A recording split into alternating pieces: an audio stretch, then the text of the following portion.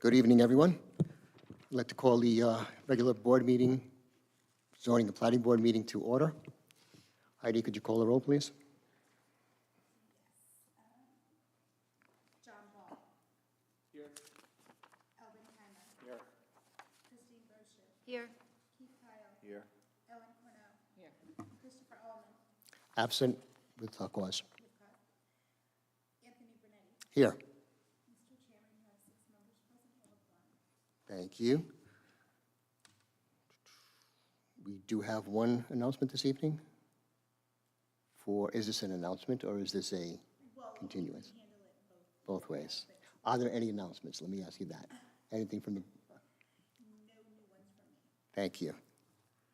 Okay, approval of minutes. We had the minutes from the August 22nd, 2024 meeting and from September 19th, 2024. What is the board's pleasure? Move to approve those minutes. Second. All those in favor? Aye. Aye. Done one each? Okay, one at a time. Guess I can't say plural. All right. I move to approve, what was the date? September 19th, 2024 minutes. We'll do that one first, we'll do the other one, okay? All those in favor? Aye. And I move to approve the August 22nd, 2024 minutes. All those in favor? Aye. Aye. No opposed? Motion carries in both cases. And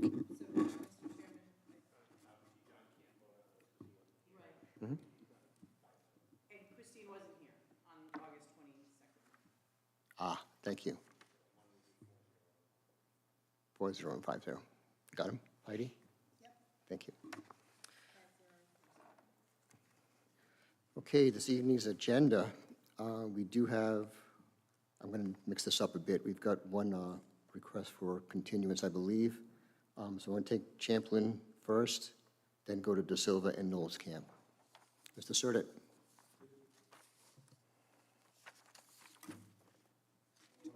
Asked it, so I want to make sure I turn that on. Thank you. Good evening, Mr. Chairman, members of the board. Thank you for taking this matter first. I'm working diligently with my brother, who's in the back here, who represents some of the abutters, particularly on Manning Drive. And we went out, we did a site walk. We've been communicating to try to resolve some issues, buffering and these type of things. So we would respectfully request a continuance of 1 month.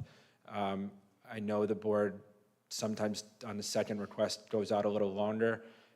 Both myself and my brother would like to keep a short leash on this, keep the parties communicating and moving forward as we've been. Things have been amicable so far. We're putting together some written agreements and some drawings, so we'd like to keep things moving as fast as possible. So we'd request to be on your November agenda. Okay, Steve, we have rules in place. Now, You're not, I mean, you can continue it 1 month. You're not bound by that. And also there's, once something's docketed, we have to hear it within a certain period of time unless there's an agreement. So it would be my opinion that you can not follow your rule in this case, and as long as the majority of the board agrees to it, you can continue it for 1 month. got it, got it. Okay, so having that being said, But however, with that said, you can move it 2 months if you wanted to. It's just because they want to do it a month, that doesn't mean you're obligated to do it. can we bring your brother up as well, just to understand that we're in agreement with this? Good evening, Chairman, evening board members. Bill Wynn on behalf of abutting objectors. As my brother here said, we have been working together trying to find a way to avoid a contested hearing, try and put forward some stipulations and kind of work amicably together. While I initially appreciate that. we try to do what we can. As I would initially probably say, I don't take a position on November versus December. I do appreciate that it could be helpful in leveraging the parties to come together to have a closer in time target date. And that would be the reason I'd be happy to support going to November versus December. Okay, thank you. Thank you. Any comments from the board? Entertain a motion to move the meeting to November 21st. So moved. Have first and second, all those in favor? Any opposed? Motion carries 5-0.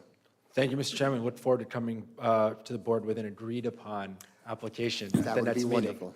Thank you. Thank you. Thank you very much. Okay, back to the original agenda. We'll take De Silva, Lot 113, 52 Ocean Spray Avenue. Mr. McGreen, Good how are you evening, Mr. tonight? Good evening, Mr. Chairman. Jack McGreen for the applicant. Can you pull up our, do we have any videos? No? Nothing? Oh, oh, you have it. Good. If you didn't, I had a spare. I wasn't sure if I sent it in. Great. So the applicant and owner is Anne Marie De Silva. The property is in an R10 zone and located at 52 Ocean Spray Avenue and is identified by the tax assessor as Lot 113 on Assessors Plat L. The property is also located in a coastal resources overlay district, requiring applicant to seek a special use permit and a variance to construct a 2-bedroom, single-family dwelling within 16 feet from the coastal feature. The relief request could not, I can skip that right there. It's a legal non-conforming lot of record, having a lot area of 4,384 square feet. It is also legal non-conforming because the maximum lot coverage under the current regulation is 718 square feet, and the existing house on the property has coverage of 950 square feet.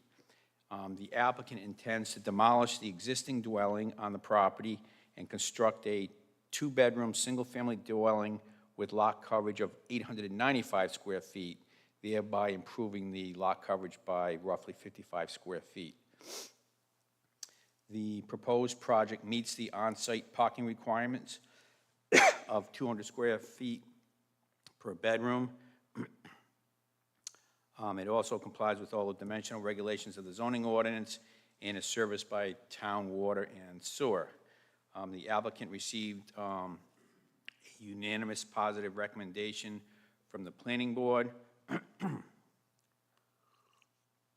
with the standing conditions and with the additional condition that the applicant remove the solid wall separating the second floor bedroom from the flex room on the second floor, which the applicant has agreed to. Could you go to that picture? This is the second floor elevation. Is that? Maybe, is that the second floor? Yeah, could you just blow that up a little bit, maybe? That's second level that it? tech. No, I can't. You got different glasses? Okay, that's good enough. Okay. All right. Yeah, but I can't even see it, so it doesn't work for me. I have Eric Catalozzi, the builder here, to come up here and walk you through the plans. Oh, there we go. I knew you could do that. Is that the, And like I said, at the planning board meeting, we agreed to remove that wall, that solid wall separating the bedroom, the second floor bedroom from that other area, so that, it wouldn't be used as a bedroom. But Eric, if you could get sworn in. Hi, Eric Catalozzi, Packet Builders. Raise your right hand.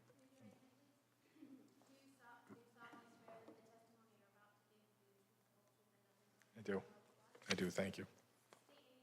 Eric Catalozzi, C-A-T-A-L-L-O-Z-Z-I. So the solid petition wall has now been removed. Will be a partial wall with a cased opening, and the doorway has been relieved. Per state regs, we're still, the flex room, this was more of a courtesy to the town because per regulations and building regulations, this is not considered anything more than a flex room. But to make the board more comfortable and in agreements with the owners, to put a television further back and make more of a seating area over here, I think it just it helped both ways. Okay, with your pointer, can you tell me what is being removed and what's remaining? This wall right here is being removed. Okay, There will be a wing wall here of about 3 feet, so the door could swing into it. And this will be about 3 feet. This intersection will be taken out, be a cased opening. got it. This doorway that would enter from the stairway will be removed. And there'll be a solid wall there, so you will enter the hallway into the master bedroom, and this would just be one big suite room. And that second. This will be a sitting area for television for the bedroom. Got it.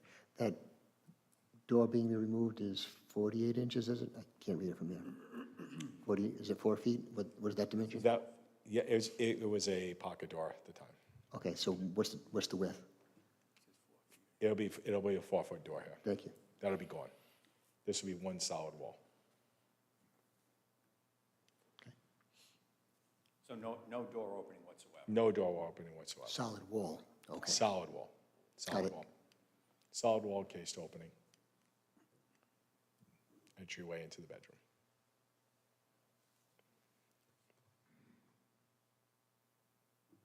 Question from the board? So will you still keep the 2 doors going out to the deck? I will keep the 2 doors going to the deck area. And then, That's more for the glass feature of the front. We want to have a solid glass feature.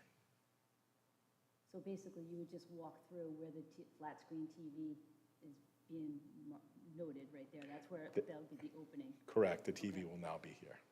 Okay. So there'll be a couch here, maybe seating here.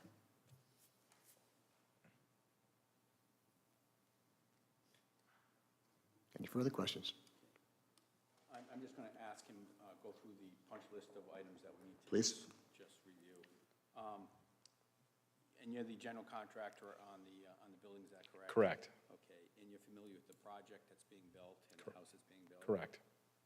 And will the proposed project interfere with the public access to the shoreline? No, And will the project degrade any aesthetic or recreational values within the shoreline area? no, And will the project degrade any existing water quality or adversely affect any circulation or flushing patterns of the tidal waters? no, And will the project increase any volume or velocity of stormwater on the site? no, And will the project diminish the value of any shoreline features or stormwater features? no, And will there be a minimal amount of excavating or grading needed to take the best practices to diminish those? very minimal. And are you aware of any posed threat to public health, public safety, or any other matters on the property? No. Thank you, Mr. Chairman. Thank you. That completes our presentation. Okay. Before they leave, any questions from the board? Before they leave, any questions from the board? You do. Go ahead, Ellen. So, can you describe the surrounding area of the, Oh, sure. Can you go back to the first picture? The surrounding area, so we are butted by 2 butters. yeah, so this is a single level right now. You're bringing it up to a. Correct, we are keeping the same foundation. You're keeping the same The foundation. reinforcement of the foundation will be done internally. Nothing will be done externally on this foundation. Okay. Are the other properties there pretty much all second 2 levels as well? Yes. Okay. And what about even some further properties around One that in the area? rear is a 3-level Okay. of triple the massing. Okay. And you're not seeking any height relief, is that correct? We are not seeking any height relief.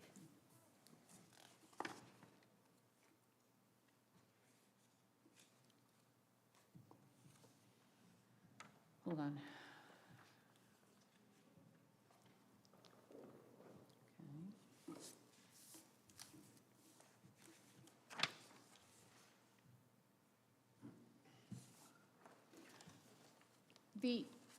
I had a little trouble reading the project summary, or understanding why a variance is needed. Let me ask you if I'm correct. So from what I've read, a variance is needed.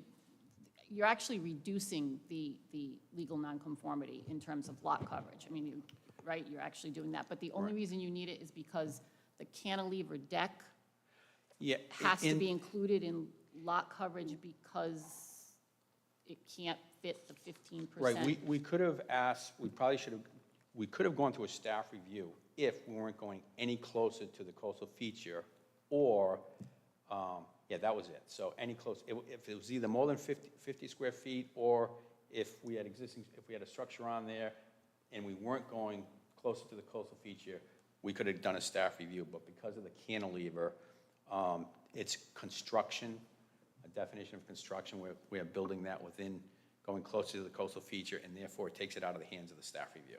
Okay, but the actual variance is a lot coverage variance that you're asking? Is that- No, No. it's not. No, it's not, No, okay. the only reason why we're here is because we couldn't go for staff review, but it's in an overlay district, and because it's in an overlay district, we need a special use permit.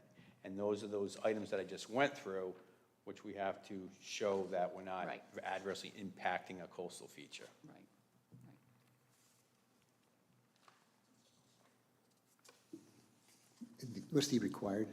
What do you, if you didn't need the variance, what you would have met, how much distance in the overlay?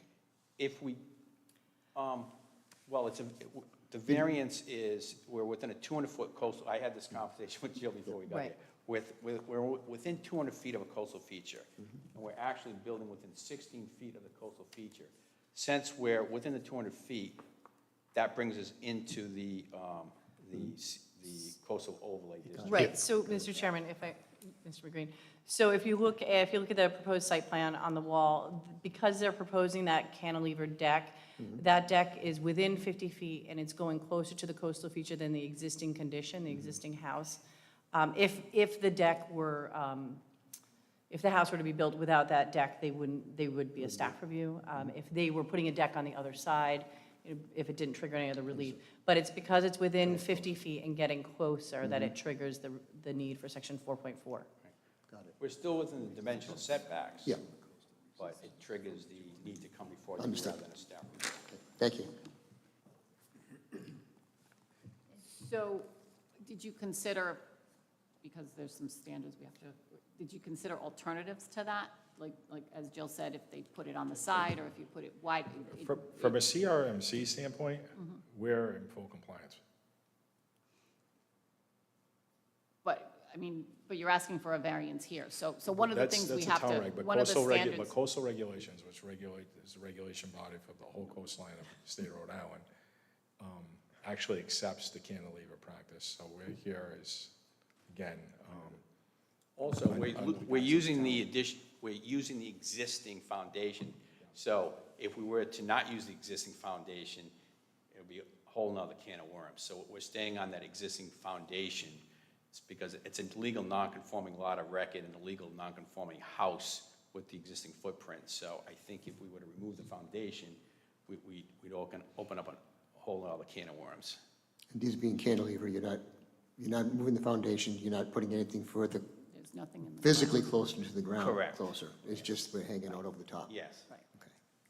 And from what I understand from reading the information in the package is that is something that is FEMA compliant, and it's actually something that the staff is actually, Recommending. Recommending, right? Right, yeah, I think while the decks might be within that the 17, the house isn't, but the applicants elected to raise it Raise it, above right, the BFI in order to get out of the flood zone, just for safety purposes.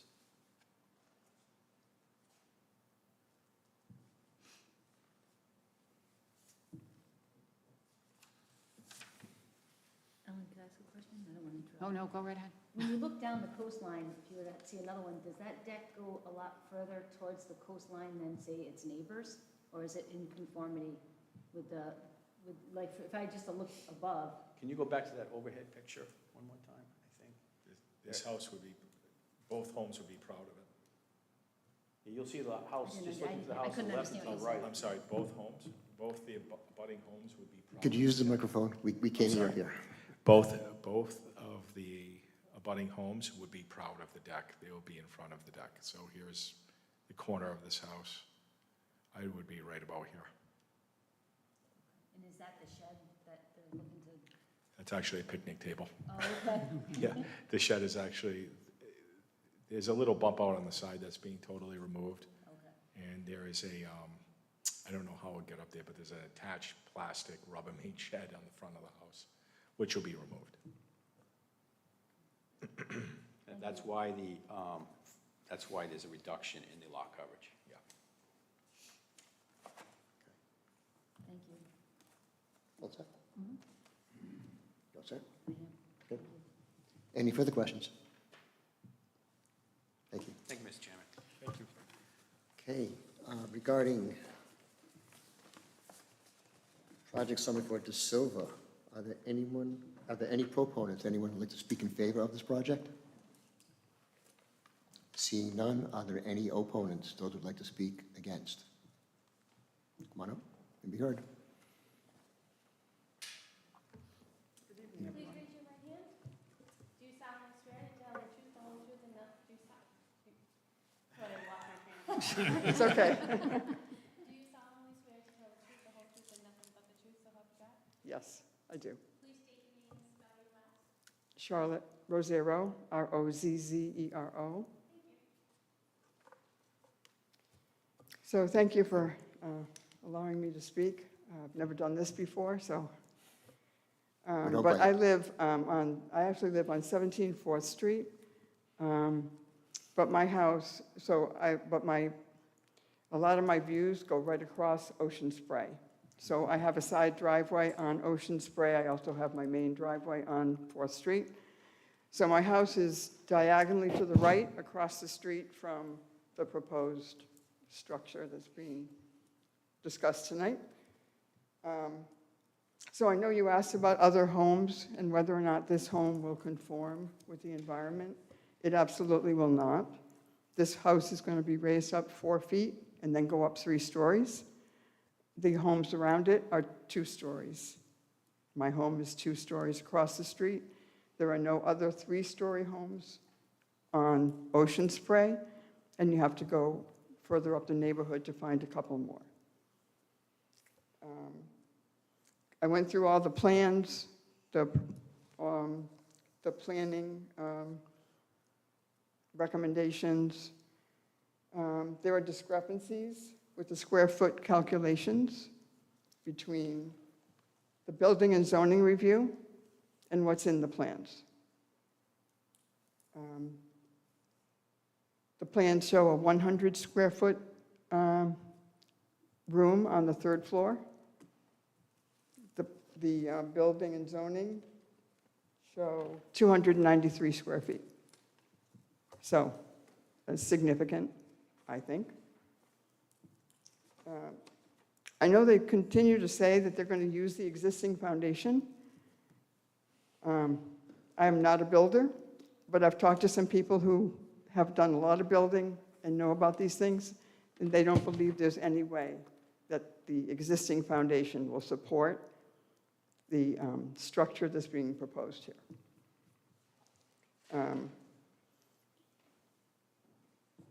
I know the definition of a bedroom, according to the zoning regulations, and it seems as though you all agreed that that second flex room would be considered a bedroom. I also agree that they're saying they're going to take that wall down, but my concern is that as soon as they get the certificate of occupancy and everything is approved, that door is going to be put back in, the wall is going to go up. They are keeping the 2 doors to go out to the decks. I think there's a real good reason for that. They want access to both those rooms. I really believe that what's being constructed is a 4-bedroom home. I believe the room on the 3rd floor is also going to be a bedroom. It meets the definition by the square footage. Which means that they're out of compliance with the parking. If it's a 4-bedroom home and they don't have room for the parking requirements for 4 bedrooms. The other thing on the plans, there's no area where they're talking about where the mechanicals are going to go. So that would, I believe, add additional coverage in the lot that's not being taken into consideration in these calculations. I also didn't hear a hardship that needs to be mitigated, other than the fact, it's a very small lot, and they want to build a very large home. And I do believe that it would be out of total character with the neighborhood. So I think those are the points that I wanted to make. Appreciate your indulgence, and I do want to express my concern. I don't think I think a two-story home, that's what I always expected, that this home would sell, and that someone would make improvements on the lot, and that would enhance the neighborhood. But a three-story structure, is not appropriate, and I don't think meets the zoning requirements, based on my reading of them. So, thank you very much, appreciate it. Thank you. Jill, is there a third floor on that? Or can you show us a third floor? Sure. What we're talking about? It's right there, Mr. Kyle. So there's 3 floors, not 2? There are 3 floors. Still within the height requirement. Yes. Correct. The relief is for the cantilever deck. So the That's only all- that's all it relief is being for now. sought here is a variance from the CRM, from the 200-foot coastal feature. That's it. Correct. Special use permit is, so you don't, hardship doesn't even come It's not a consideration, right? Do you know how they're handling mechanicals? They're inside don't. somewhere. It looks like they're inside. No, but they'll have to put them inside, and they'll have to put them above the floodplain, or at least above the floodplain. And if they were to do it cantilevered outside on a utility deck, that would come back, because it would likely encroach into a setback. You could, if you want to ask. Yeah. We haven't closed yet. Mr. McGreen?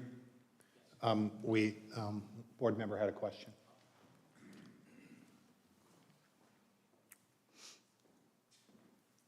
Could you show us on the plans where you're proposing the mechanicals to go? So the utilities will be a mini-split system. The mini-split system has a 6-inch base on it. The 6-inch base is 6 inch by 3 feet. A very narrow base, which I believe we're allowed 12-inch overhang by statute. So it would either be on the side or in the front of the house, or underneath if we're out of the flood zone with it.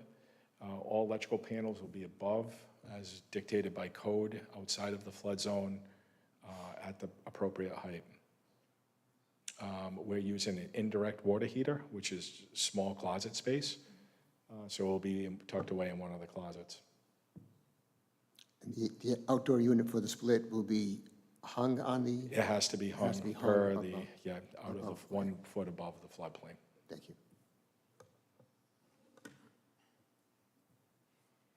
So mini splits mean no air handlers, like no bigger, they're just the small units that go on the outside, and that handles the heat as well? Correct. Yes. The square footage of this is so small, we could use what's called a cassette system, and a cassette system is tied into a mini-split system, and it actually would go in the center of the ceiling cavity.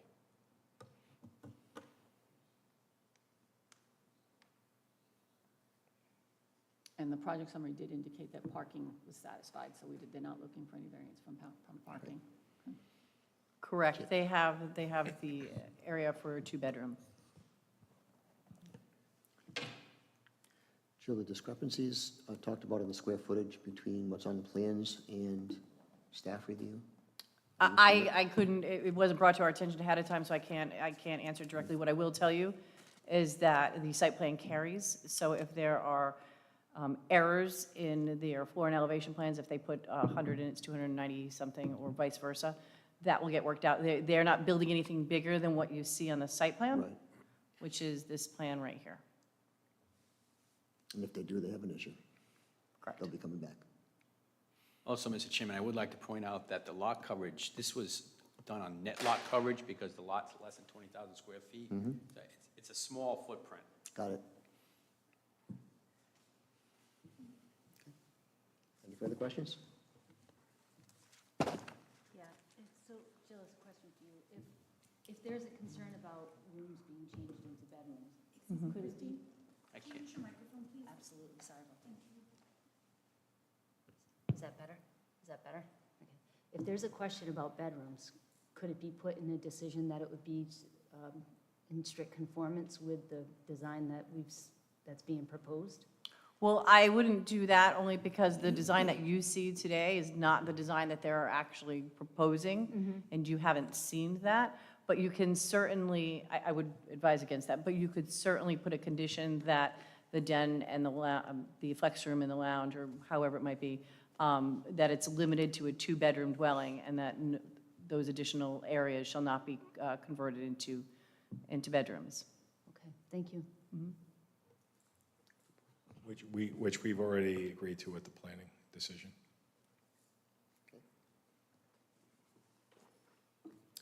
Okay, last call for opponents. Those like to speak against. One more. Do you solemnly swear that the testimony you're about to give is the truth, the whole truth, and nothing but the truth, so help you God? I do. Please state your name and spell your last. It's David Osterhout, Osterhout. You're welcome. Charlotte did a pretty good job of covering all her questions, but one that she didn't bring up was the floor area ratio calculation for this, and whether it met the requirements. Can anybody tell me?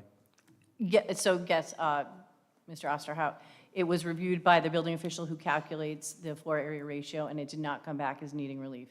So if it didn't need relief, we didn't address it. Okay. The floor area ratio on the building officials?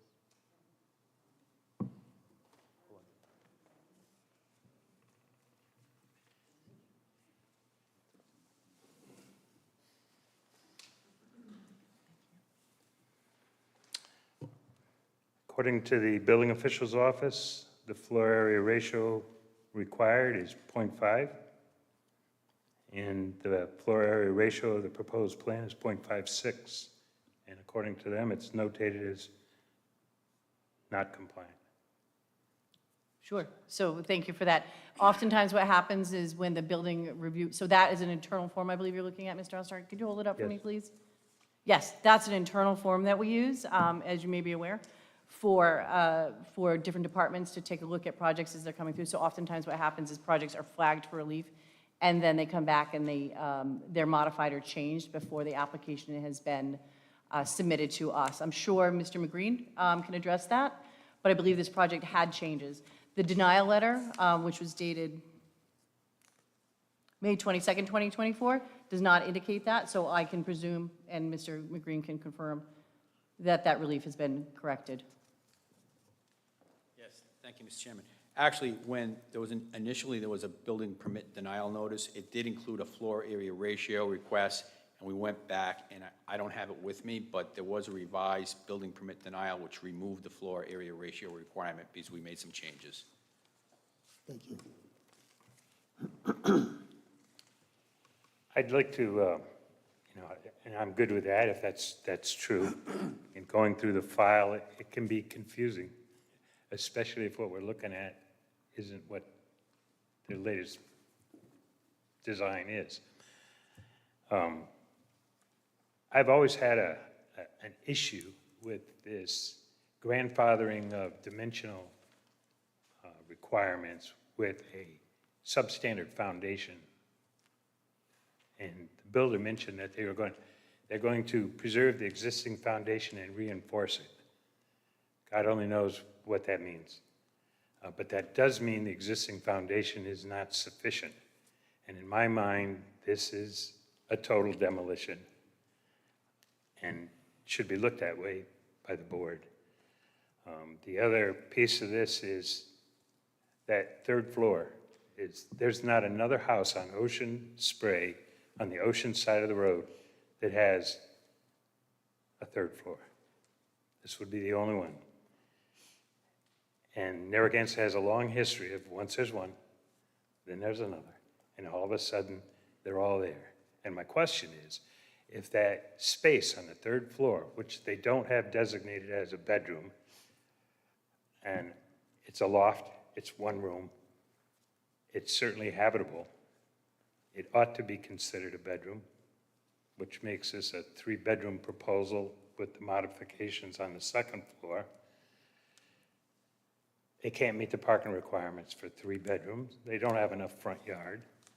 And as you know, under the most current zoning regulations, there's a softscape requirement for the front yard. So, in summary, you've got an existing dwelling that's non-conforming dimensionally, and they're going to tear down everything but whatever they're going to reuse of the foundation to preserve those, and they also want to take advantage of a 3rd floor for what? For what? There's 3 decks on the ocean side of this house, 2 cantilever decks, and the deck on the deck which is placed on the 3rd floor. So why is it necessary? It's not. It is not. They could design a new structure on that property that met all the zoning requirements without having to finagle that foundation so that they can preserve those setbacks.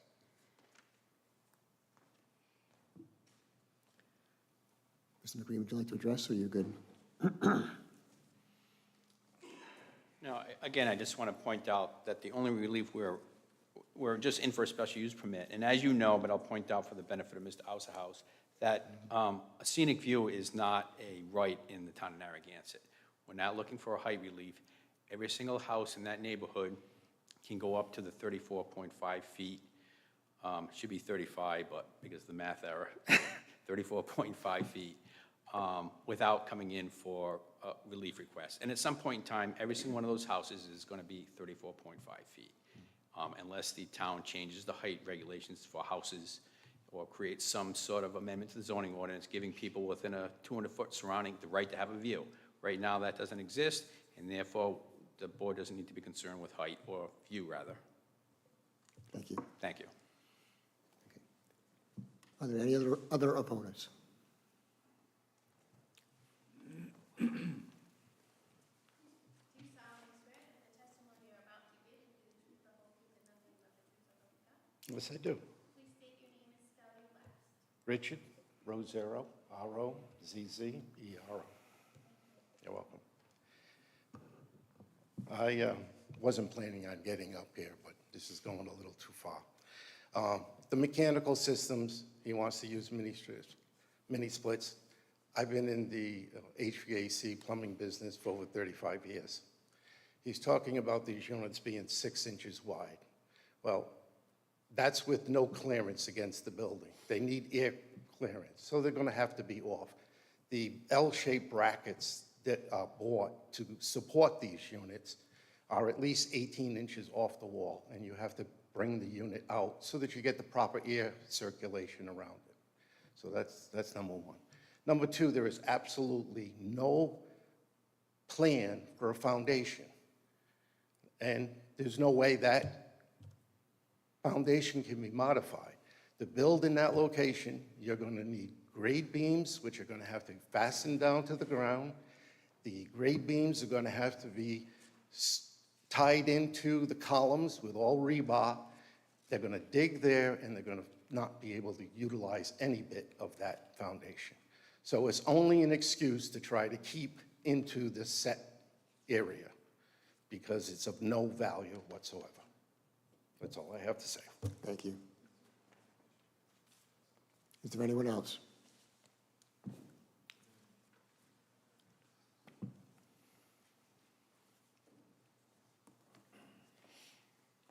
The builder would like to address the foundation, but just to point out, I did note it in the beginning of my presentation that we were actually reducing the lot coverage by 55 square feet. So we have 55 square feet to play with. I don't think there's going to be a 55 square foot heating unit. You know, that would. I'm sure if you exceed, someone's going to call you on it. Okay. Good. You want to talk about the foundation? This house, we actually got lucky with the foundation. State code is without a footing, a 12-inch solid foundation. Without a footing, it's acceptable in the state of Rhode Island. This building actually has a 12-inch foundation with a footing, solid, that we've tested. Again, helical piles are what are required on this to get us out of the flood zone. Everything is internal and will be extension of the existing foundation. So in my eyes and the engineer's eyes, we've had it engineered by Trinity Engineering. And we have a fairly simple engineering plan, and the reinforcement of this foundation will be stronger than a current foundation. Thank you. Okay, thank you. Okay, if nothing else, I'll entertain a motion to close the public hearing. Move to close the hearing. Second. Got a first and a second, all in favor? Any opposed? Motion carries 5-0. What is the board's pleasure? Mr. Chairman, with respect to Project Summary De Silva, Tax Assessors Plat L, Lot 113, I'd like to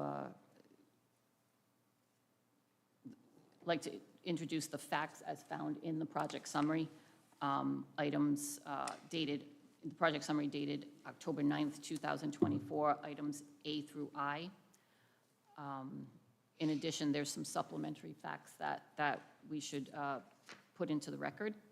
I'd like the record to reflect that the planning board did vote 5-0 to approve this project.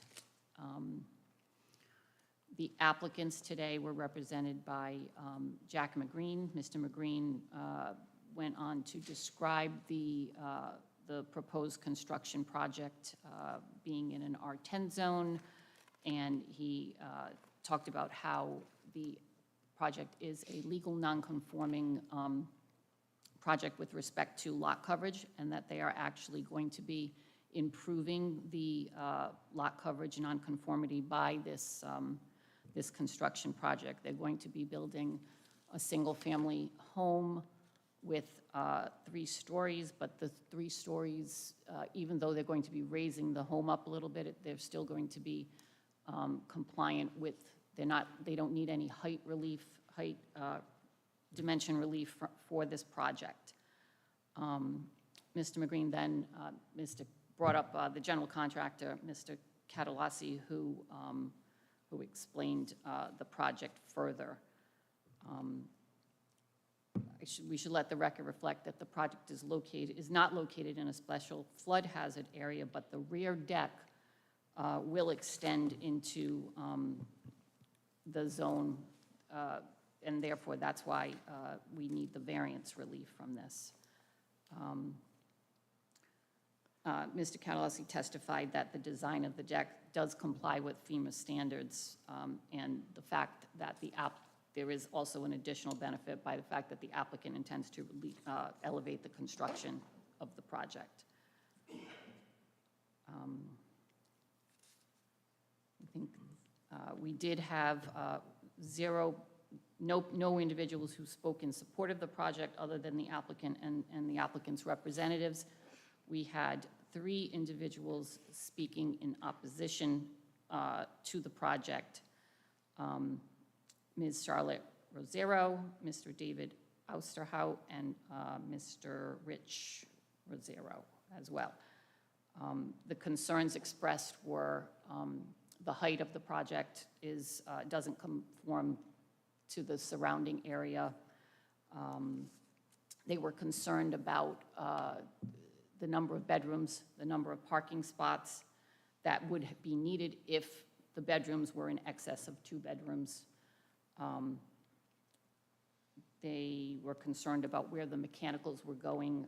We received further testimony from Mr. Catalazzi that the mechanicals are going to be mostly mini splits, and that the mini splits do not extend pretty much past 6 inches out of the border of the perimeter of the house. That basically concludes my findings of fact, and I move that we enter those facts into the record. Ms. Cornell, just a quick clarification, this property is actually in a special flood hazard area. Oh, it is? Okay. Yes, it is. Yep, Then- it's finding of fact G. So I just want to be clear on that. Let me just go, because the proposed dwelling is located outside of the special flood hazard area. Where is that? Page 2 of 5 of the project summary. Do you see that, or am I wrong? I do, I see it, but I'm looking for confirmation on, that. So, okay, so what I would say to you then is, it's still within the special flood hazard Got it. area. Okay. Because the deck is attached to the structure. Okay. Once it's attached, then the entirety of the structure becomes in the flood zone. Got it, okay. I just. Yep, no, I appreciate that, thank you, I didn't see it, thank you. I modified my findings of facts. That.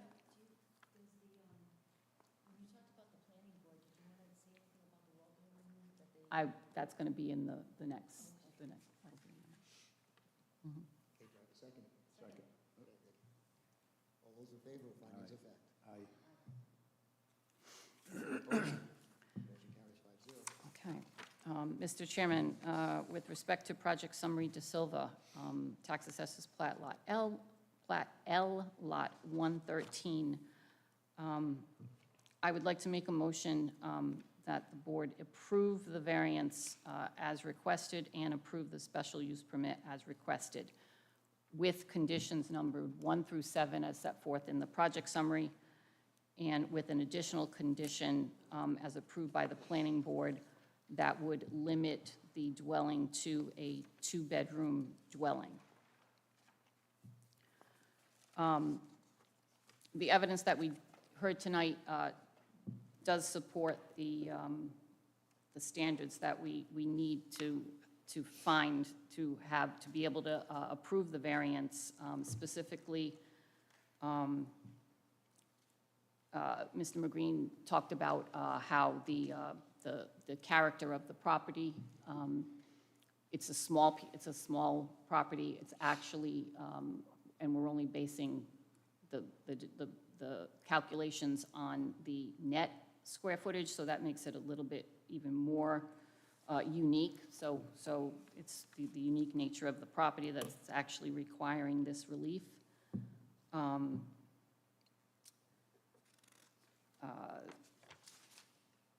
Mr. Catalazzi went through the different standards as well, and he spoke about the character of the surrounding property.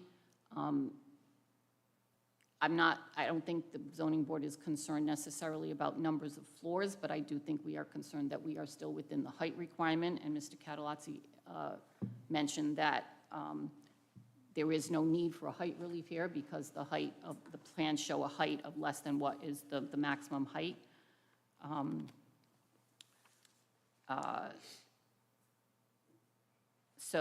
And there are other houses in the area that do have 2 floors, maybe even 3 floors, all of which are somewhere around the height that this constructed project is going to end up at.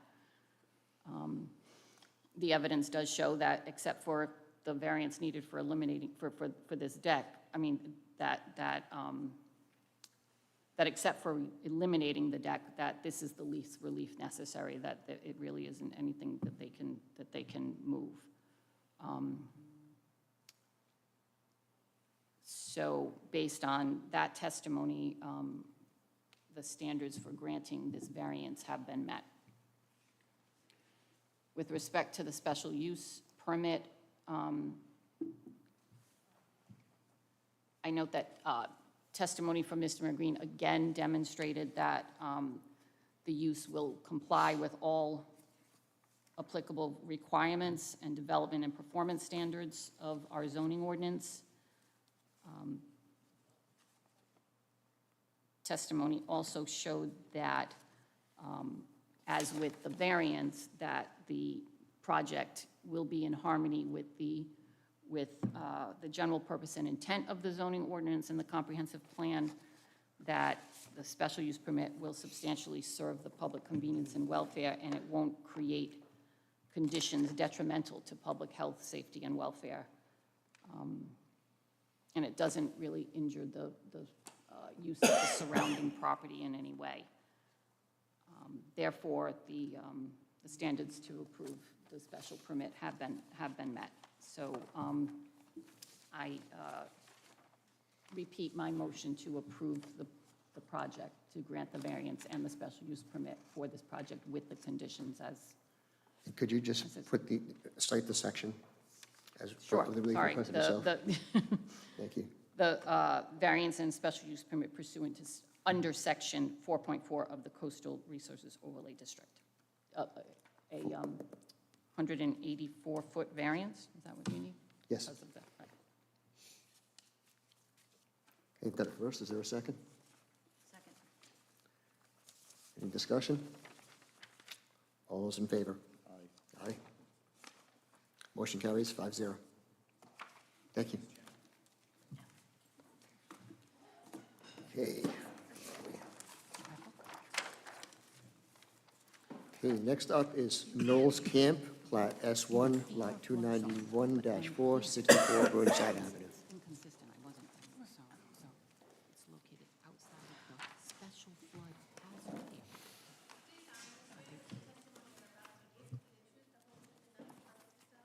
area. I do. Howard Troob, T-R-O-O-B. Good evening. Mr. Drew, how are you, sir? I'm here tonight representing Knowles Camp. I'm one of the two owners of the camp. We're here tonight to seek a special exception for the construction of a new cottage on Lot 4 within the camp. The cottage is smaller in size than what was approved in the master plan, and it's the exact same cottage that we came before you last year to get approval of building. If you have any questions, I'll be glad to answer. Okay. So you're seeking relief from 10.1, expansion of non-conforming use by special use permit? Correct. Thank you. And you're looking to use a hybrid B, 564 square feet, place the A, 528 square foot Correct. buildings. Okay.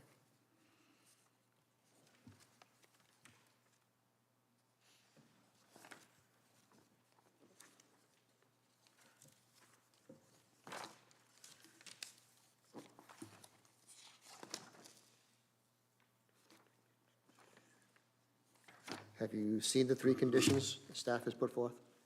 Excuse me? Have you seen the three conditions that staff has put forth? Yes, we have. And you are okay with them? Yes, I am. Thank you.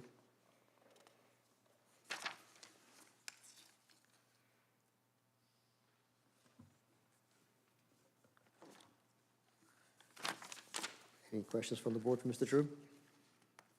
I have no questions. No, are there any for you from the board? Oh. Hang on. I can't hear you very well. Sorry, I'll get closer. No questions, comments? Have a seat, sir. Thank you. Is there anyone that would like to speak in favor of this project? Seeing none, are there anyone that would like to speak opposed? Not a lot of people left. Thank you. Okay, no questions? I'd entertain a motion for closure of the public hearing. I make a motion. Second. All those in favor? Any opposed? I'm sorry, could you just turn your microphone on? How about if I Ms. do Bouchot? this? Yeah, thank you. I made the motion.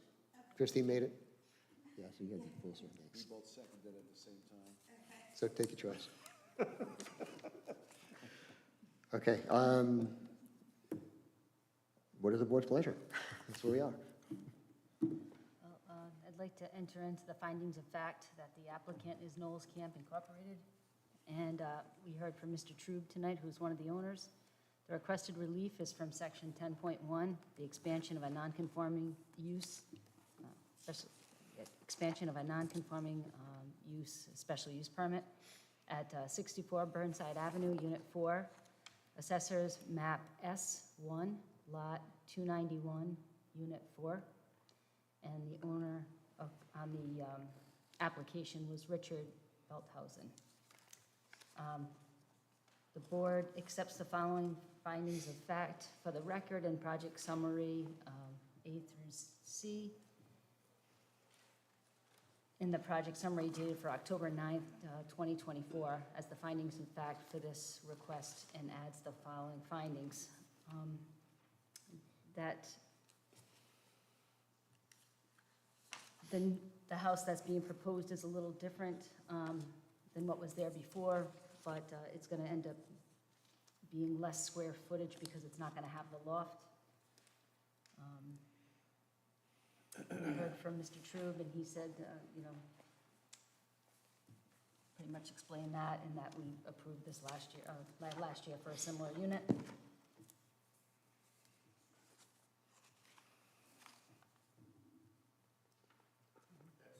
That's it. That's pretty much Yeah, it. so that's my findings of, that's it. Thank you. Okay, I have a first, do I have a second? Second. All those in favor? Aye. Motion carries 5-0. So I'd like to make a motion, based on the findings of fact, I'd like to make a motion to approve the applicant's request for a special use variance in section 10.1 to construct a new seasonal dwelling unit on Lot 4, to construct a 15-foot 8-inch by 36-foot seasonal dwelling, which will be a type B floor plan and will follow the conditions 1 through 3 in the comment section of the project summary. Do you have a second? Second. A first and a second. All those in favor? Aye. Motion carries 5-0. Good luck.